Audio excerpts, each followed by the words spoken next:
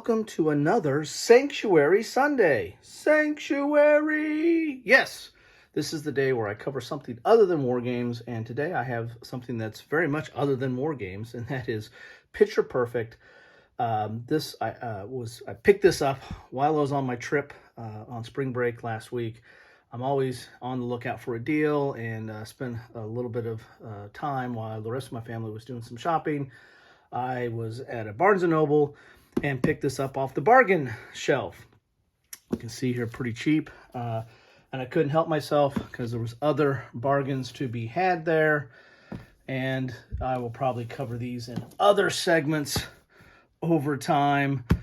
These mainly will go into Sci-Fi Fantasy Saturday. And this one I might actually cover later today if I get time. But Picture Perfect is an interesting deduction game. It's a different take on deduction, and it's something that it's the kind of game my family likes, so that's one reason why I picked it up. Plus the theme.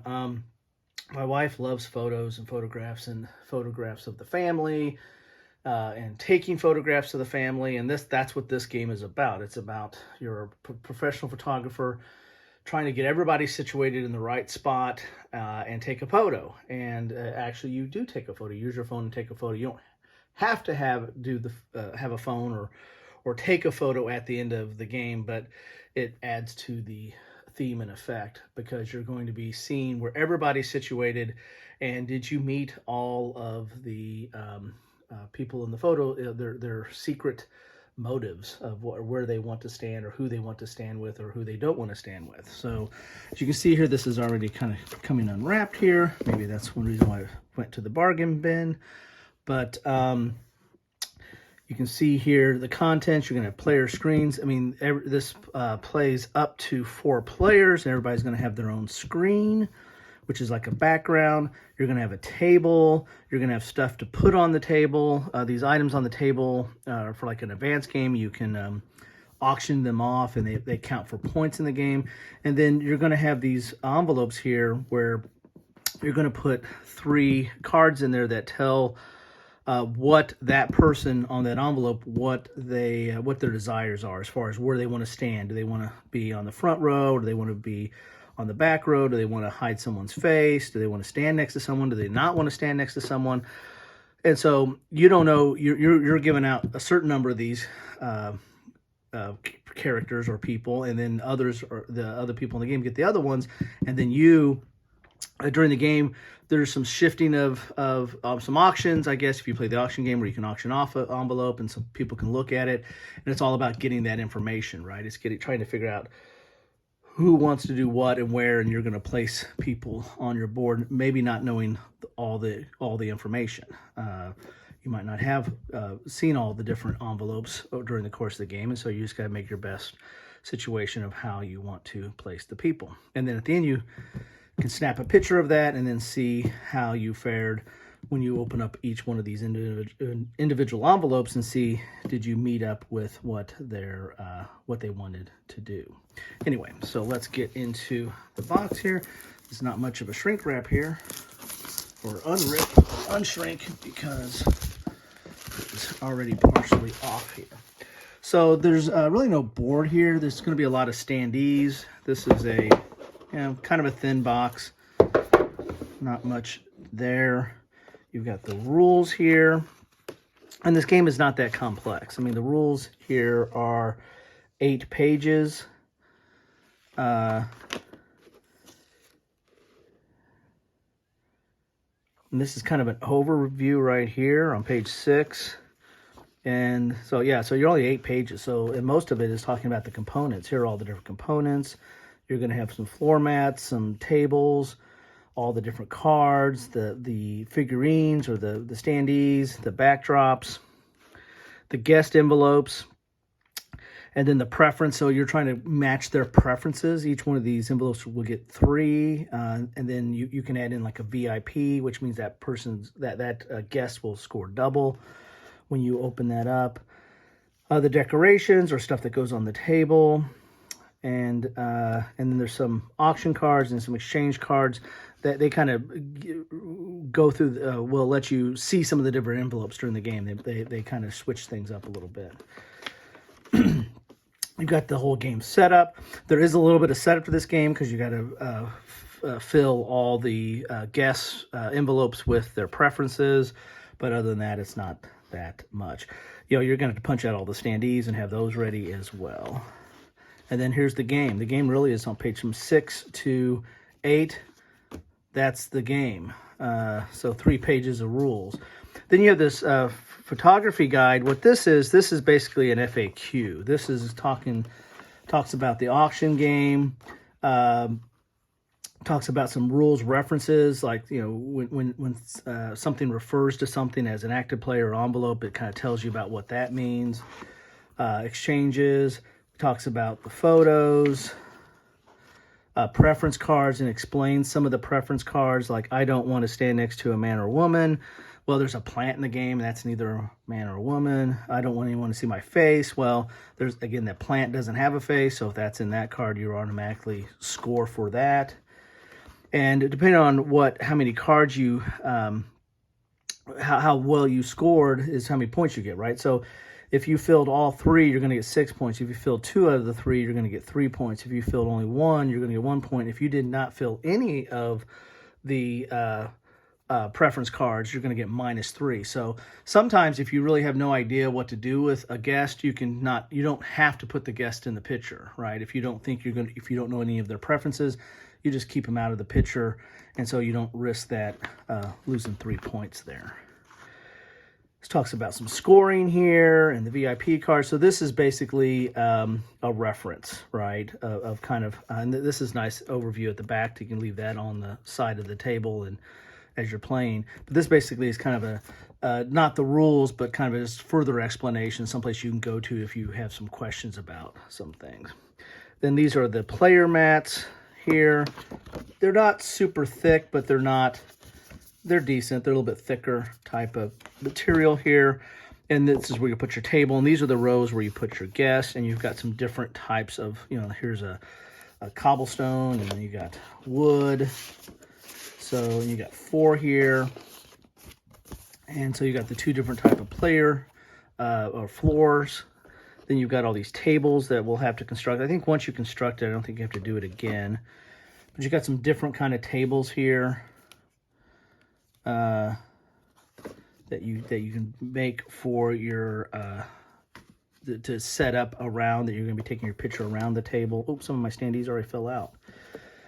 There's that plant. So these are all standees. So everybody's going to have the same guest, right? Because this is kind of a deduction game. Everybody's making their own picture and putting people in the spot where they think everybody should be. And then we got some ones that have fallen out. So this tells you if it comes out easy. So you might use these as notes too. So as you're putting people on the picture, like I'm going to set her here, but then you're like, I don't know about her. So you can put that as a note saying, I'm not sure where she goes right now. As you go through a certain number of rounds of trying to exchanging envelopes and trying to figure out what's in the envelopes. So you might use this as kind of a note to say, I don't know where she goes, or I think she goes here. So that's part of the way you take notes in the game as well. And we've got the envelopes here. Oh, I can't believe it actually comes with a rubber band.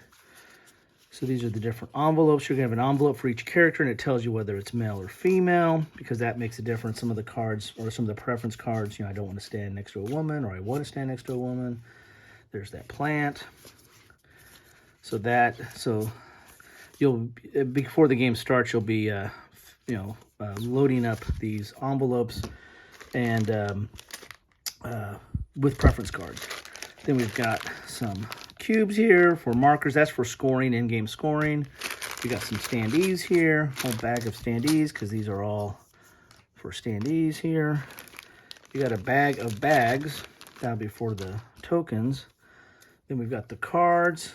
We'll take a look at those last. Let's take a look at the backdrops here, because I see some more standees that got away there. So these backdrops, each of these backdrops are different, and this is basically your scoring reference here. So you have the backdrop that you'll put there to take your picture at the end. And then you fold this up, you put your cube on here, and you keep track of points. You're going to keep track of how you scored. Again, if you don't get any of the 3 on a guest, and you'll go envelope by envelope, or envelope, whatever you want, potato, potato.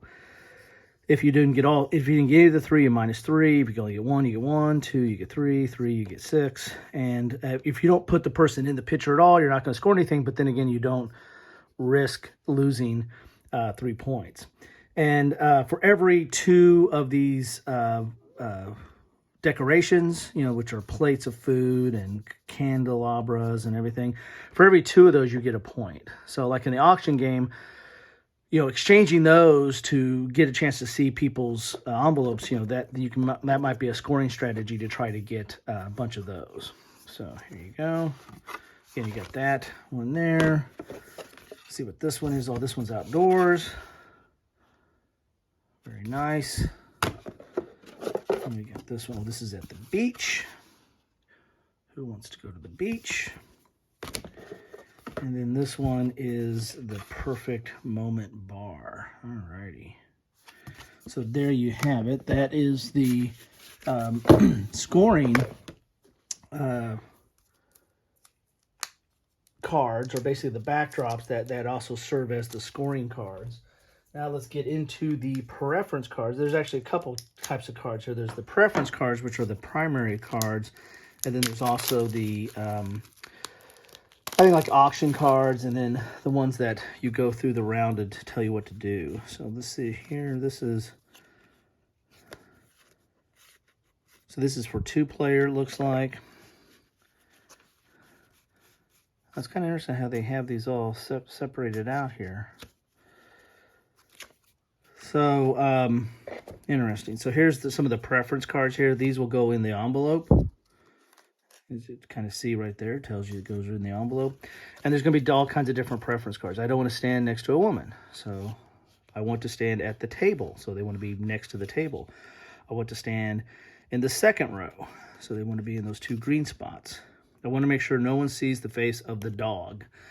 So this one, if this one is in this person's envelope, I think she's got to be the one blocking the face of the dog. So you want to make sure she stands in front. So this is very much a deduction game and then you get a VIP card, which everybody gets a VIP card, every player, and then you can put that in, at some point during the game, you can put that in an envelope, and then that guest will score double for everybody, I believe. So that's an interesting, if you think you really nailed somebody and know exactly where they're standing and you're going to get max points, then that might something you might want to do here. But you're going to have all these different preference cards. And so I'm just doing my sorting here. Now these cards right here, these are part of the, I believe, the round cards. That like if you do this one, both players keep one. Oh, this is only for 2-player. So here's 3 to 4. Okay, so I'm missing some of these up here. So like whether you're playing 3 to 4 or 2-player, you'll put these cards and this will determine what you do. Like both players give 2 envelopes to the other player. So there'll be a certain number of these. When you flip this over, then both players give 2 envelopes to the other player. So this is how you exchange envelopes during the game. This is how you get more information. This is when you're trying to get more information about these preferences so that you know what that player or what that guest, what they really want to, what their preferences are and where they need to stand. And you're going to try to place them there at the end of the game for where they need to stand. Did I miss a VP there? So there's different ones for 2-player, and then there's certain ones for 3 to 4 players as well. So there's got to be another VP card in there somewhere. So, and then for the 3 to 4 players, there's that last VP card. For 3 to 4 players, it's kind of where you only have one starting player reference card. This is how you have one of those for the game. It's like for 3 to 4, there might be different kind of like theft. All players simultaneously take one envelope from the player on their left.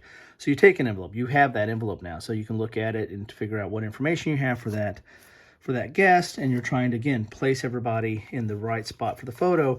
By the time I think these cards run out, that's the end of the game, and then you take your photo, see where everybody's at, and then flip over your backdrop and start scoring. Did you get all the right stuff for that player? Or for that guest, I should say. Anyway, that is the game. So there you have it. This is what you get in a box of Picture Perfect. Quite an interesting game, a different take on deduction. It's not your typical, there was a murder and got to figure it out. This is you're taking a photo. How innocent is that? So there's a little bit of setup on here. I'll get to that here in a little bit. But there you have it. If you've played this, love to know your thoughts on this. This looks like a very interesting game and something that, again, my family really likes deduction games. All my family does. And my wife really likes photos. So I thought this would be right up her alley. This might be perfect for her, for both her deduction preference and her photo or picture preference. Anyway, that's what I have for you today on Sanctuary Sunday. We might be going into Element if I get time today. Recovering from a little bit of a sickness. Really wiped me out. I'm feeling a lot better today, but man, I was struggling coming back from my trip. Anyway, that's what I have. Thanks you so much for stopping by, and the best way I know you stop by is drop a comment. Let me know what you think. Just keep it civil. Take care.